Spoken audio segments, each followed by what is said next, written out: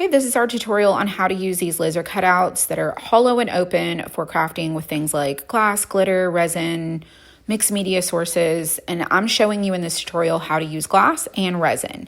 So I started by applying this cutout, the back side of it, to a piece of clear vinyl. It's Oracle 651. And we're just going to use it to hold all the stuff in.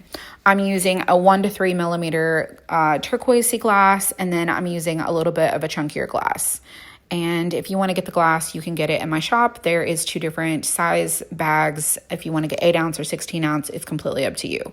Or you can order your glass from some other place. It's up to you where you want to get your supplies, but I just wanted to offer a tutorial on how to use these cutouts with glass and resin. So I'm using a pair of tweezers and a toenail kit that I got at Walmart. You don't have to use the tweezers. Obviously, you can push the glass around with your fingers. It's completely up to you. If you want to use the tweezers, you can get a little bit more precision with placing that glass where you want it to go. And I loved these silicone cups so much because it allowed me to squeeze the cup and pour the glass in. And then I'm using this tool that I had in that toenail kit. It's kind of got a flat end, so it's really easy to scoop. I'm going to show you here in a second how you can scoop it out of the container and pour it in with that tool. I found it really helpful. So you might want to consider using something like that, or you could probably just use a popsicle stick. I don't know. But, I'm just showing you what I'm using. So I just started filling in all this pattern with a glass, and I just alternated. And you're going to see towards the end, it turns out to be a really, really, really cute pattern. I love this cross. It's kind of like a barn quilt cross. I just love the pattern of it. I think it's really fun. And there are 2 holes on these cutouts. Some of the cutouts have holes. Some of the cutouts don't. They're meant to be kind of leaning or something like that. I wanted people to have options. And if you don't like the hooks or the holes up top, you can just snip those off. Be really gentle if you decide to do that. But they're made to hang. So you can hang this on a suction cup on your window and create a stained glass look. It's just really cool. And so that's what we're going to do with this one, is create a stained glass look. And I'm just continuing to fill in all these open spaces with that glass. And you can see as you move along, it goes a little bit quicker. And I think this project took me about an hour overall, about an hour and 15 minutes to do from start to finish. I've clipped this down into 7 to 8 minutes just so you can see the process to help you get started and what to do. I thought this tutorial would be really, really helpful. So if you wanted to get that glass, I have the glass in my shop, but my friend Amanda Dillon with Metal Modern Designs, she has glass, also Deep South Shelling. She also has glass that you can get. You can get it on Amazon, and you can just use whatever you want to put in to this little cutout here. So I got this resin on Amazon. I've ordered a couple different brands, and I'm trying out different ones for these projects. And so this one is the first one I've used. I've used the Amazing brand. The one thing I will say is mix equal parts and mix. I think they recommend 3 to 5 minutes. I sped this up. I did not mix it this fast, mix much slower so you have less bubbles. If you end up having bubbles, you can use a heat tool like I'm using to kind of warm up your cup and help kind of break down those bubbles. You can also pre-mix your resin a little bit ahead and let it sit so the bubbles dissipate. But I just found that if I, use the resin the way that it was, even if there was a few bubbles in it, I drizzled it in, and towards the end, I just used my heat gun to kind of pop some of those bubbles as I went along.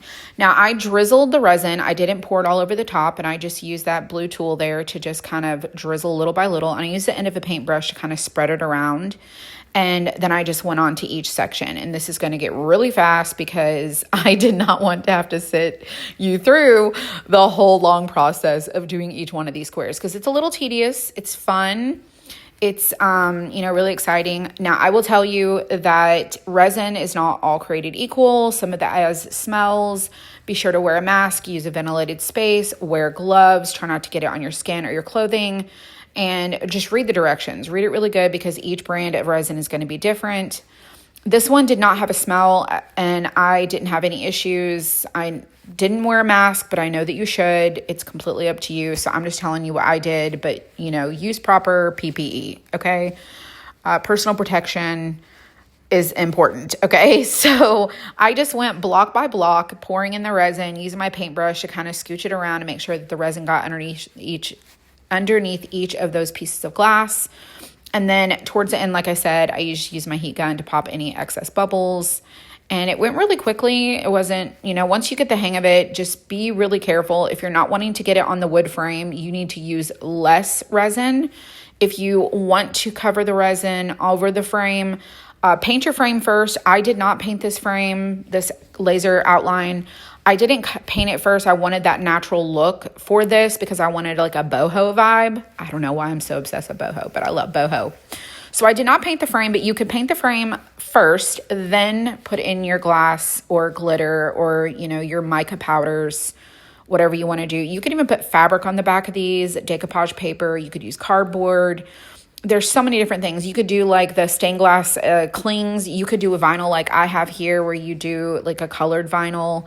It's really completely endless, the ideas of what you can do with these cutouts, but I thought they would be a lot of fun. So these range about 12 inches or so, depending on the design. They're going to be about 11 to 12 inches in size. These are great for projects, great for workshops.